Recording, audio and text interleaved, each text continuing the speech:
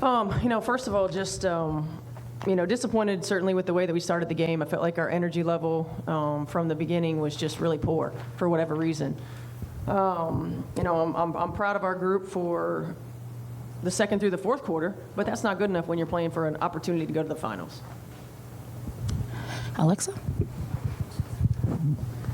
Stephanie, where did you feel like you all missed Beck Allen the most tonight? Did you kind of think that was the primary reason maybe why the defense didn't have its best night, or did you also think there was other factors at play there? Yeah, you miss Beck's length and versatility on the defensive end of the floor. You miss her ability to knock down shots offensively.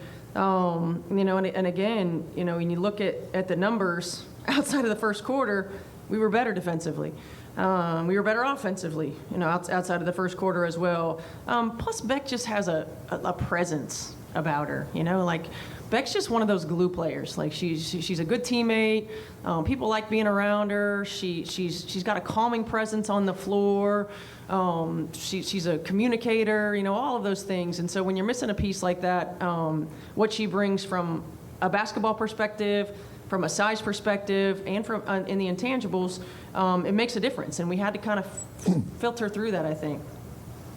Steph, just to kind of jump off of Alexa's question, when did you know that you weren't going to be able to have Beck, and how do you go about planning for a scenario like that? We didn't really know until she went out and saw how she could play and warm up. Mm-hmm. Just go out and see how she can warm up, see if she felt better as her warm up progressed or worse as it progressed. So I think we probably got it, about 15 minutes before the game started, something like that. I mean, certainly, our big lineup has been good for us in this series. It was an option that we knew we could go to if Beck wasn't able to go. But hopefully Beck will she'll get better, feel better, be ready for Sunday. And then just, obviously there was a little bit of a dust-up on your bench in the second quarter, and Dejanay doesn't go back in after that. Again, playing with fewer numbers, effectively 6 for much of the rest of the game. How hard is it to counter what New York is doing when you're down a couple of players at that point? It's tough. I mean, certainly depth is a factor. But, you see in the playoffs, the rotations tighten up anyway. Right, they tighten up anyway. So it certainly is a factor. Again, I was proud of the group that went out there and that fought and that battled. But we got to be all in, and it's going to take all of us. It's going to take all of us, and we got to all be in together in order for this to work and for us to continue to fight for that opportunity to play for the finals. Steph, in the second quarter, with about 2 minutes left, you called a timeout, and it looked like you had kind of just slammed your clipboard on the floor, and then, after that timeout, your team scored 8 points. Do you remember just kind of what you said in that huddle and what kind of inspired that? I don't know. I don't remember what I said, but I'm sure I was talking about our energy, talking about our communication, talking about being focused, talking about staying together, something to that fact. But look, our group is capable. Our group is capable. It's unacceptable the way that we started the game. There's no doubt about it, and that's on all of us. So we have to regroup. Come back, watch the film. Each of us kind of take inventory of why it was that way to start, and get ready to play on Sunday. And real quick, you started Ty in the second half, and then she played that entire half. Just what did you like from her tonight?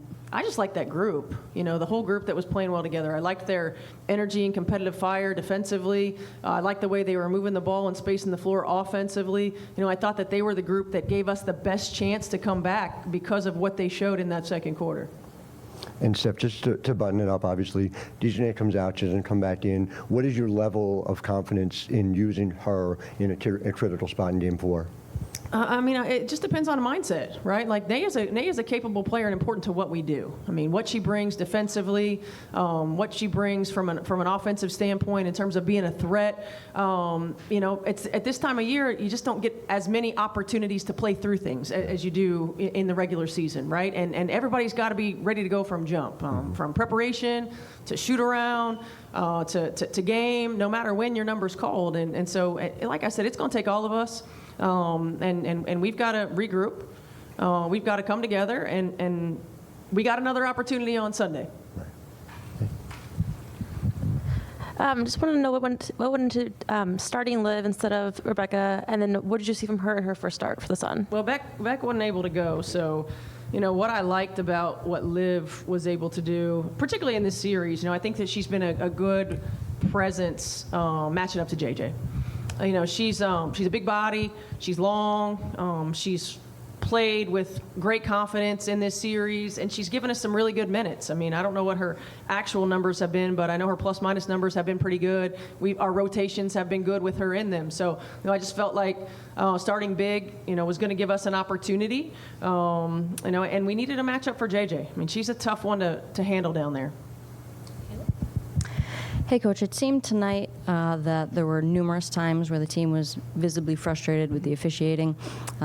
So if you watch enough basketball and you see that happening, you might see players, making poor decisions because of that frustration, and it leads to bad sequences and what have you. So I'm not saying that's what happened tonight, but how do you ensure that if you guys do see that Sunday, how do you stay within yourselves to make sure that that frustration doesn't lead to those poor decisions? I don't know if there's any way to ensure it, but I think just kind of redirecting focus. Like, again, we have to control the things that we can control.